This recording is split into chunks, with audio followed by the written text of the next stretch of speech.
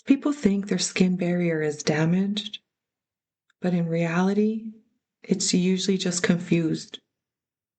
If your skin won't heal no matter what you use, this is probably why.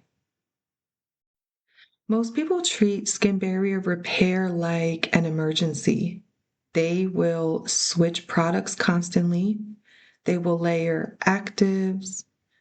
Then they try to seal everything in when irritation shows up. The problem, though, is that skin doesn't respond well to these mixed signals.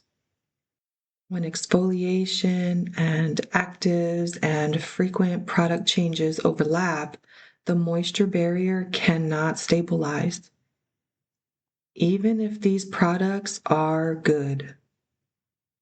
Skin barrier repair isn't about doing more, it's about doing less consistently. The skin needs repeated exposure to barrier supportive lipids, not constant correction. If you want help simplifying your routine without guessing, I have a free barrier reset guide linked below.